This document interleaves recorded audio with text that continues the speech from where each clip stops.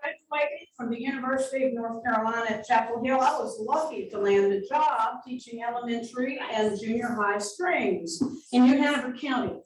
It's near the southernmost cape of North Carolina called Cape Fear, down in Wilmington. Wilmington was a wonderful place to begin my life as a full-time employed person. But I have to say that teaching was a baptism of fire for me because they desperately needed a strings teacher, and I had not studied for a music ed degree. I had a degree in music and French.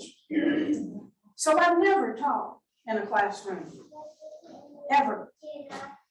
But North Carolina did have a catch-up in-service program that I was able to be a part of so that I could earn my A certificate by the second school year.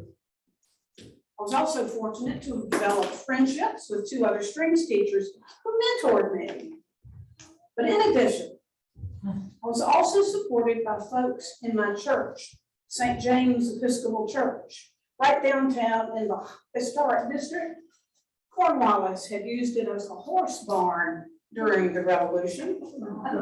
So St. James was definitely interesting. I have stories. One of my greatest early mentors was the choir director and organist. Her name was Chelsea Harris, and she was an accomplished organist and the mother of one of my beginning violin students, her son Sam. Chelsea taught me everything I know about playing a pipe organ, and she also taught me so much about teaching children. She composed a little musical called Esther. And she taught the songs to her two children's choirs. We were in the South after all.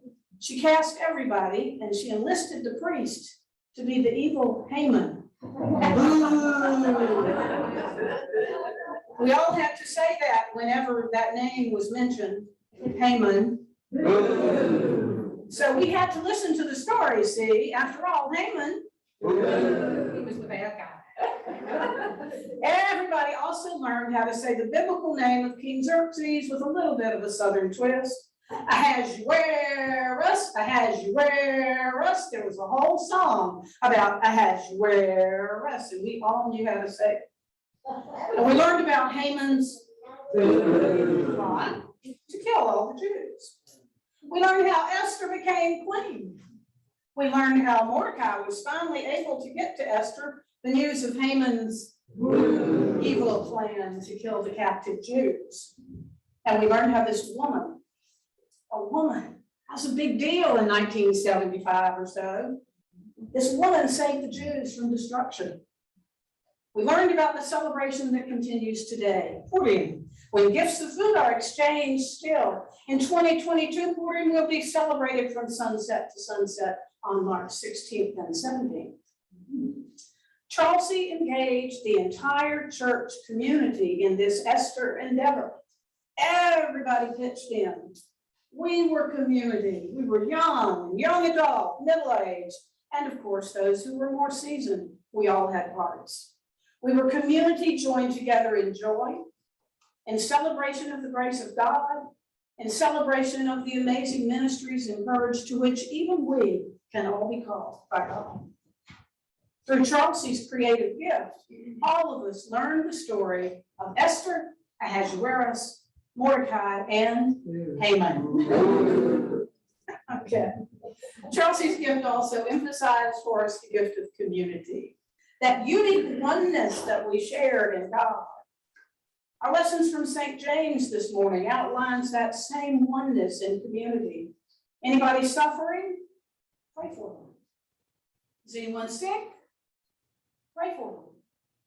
The lesson is a picture of a community caring for each other when they are troubled, sick, suffering, and never alone in their need. Prayer is the enormous and grand connector of all that need, because in prayer, we have our connection with God. Prayer is conversation with God. With our prayers of the people, we're letting God and each other know of our concerns for ourselves, for our church community, and for the world. Yesterday, a few of us met for a primary step in the renewal of Eucharistic visitor licenses. Our Eucharistic visitors, most of you know, are those who are licensed to take the Eucharist to those who cannot be with us. When our current COVID situation allows it again, they can see our folks in homes and assisted living situations of all kinds and in hospitals. Whenever there is a need for prayer, along with the nourishment of Eucharist, our Eucharistic visitors, working along with Mary Beth and Nancy Bardsley and I, can assure that those who cannot be physically in community with us are kept connected to the community through prayer and the nourishment of that meal that we share. As a community, we're called to care about each other, to keep our arms open, however symbolically, to welcome the other into our midst. In the gospel, Jesus lets us know this by condemning just the opposite.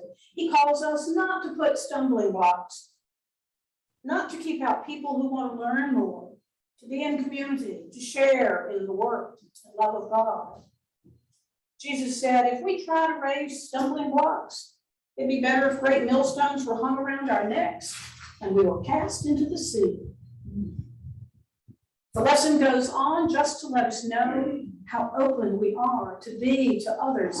If we do try to drive others away, then we definitely need to examine ourselves to figure out why we are trying to distance ourselves, why we are trying to build walls against the other.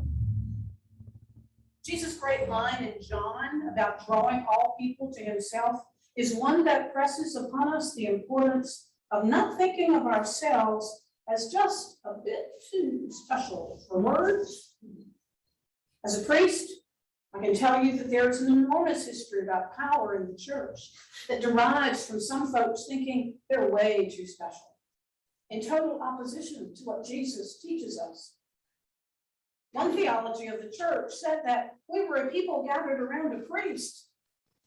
Oh, I'm so thankful that that picture was changed in the development of the 1979 Book of Common Prayer. Now, to most people, we're considered to be a people, a community gathered around the table, gathered around the Eucharist, from which we go forth every Sunday. Newly nourished, a community united in love and prayer, we're dismissed to go forth to be the hands and feet of God in the world.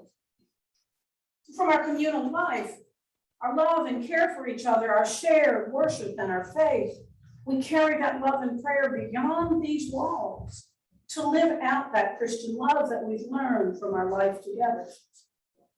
One of our hopes might be what the early church father Tertullian said around the early 3rd century. He imagined unbelievers or pagans saying, oh, look at those Christians, how they love one another. If we can communicate that with the world, we should all hope that others would like to grab just a little taste of that and share in that love and community. Because that's what we have to share. It is ours to share with each other, with the world. No walls, no stumbling blocks. And then with all that love shared, and maybe a little bit of Charles C's creative salt, we might one day attain peace. Amen. Amen.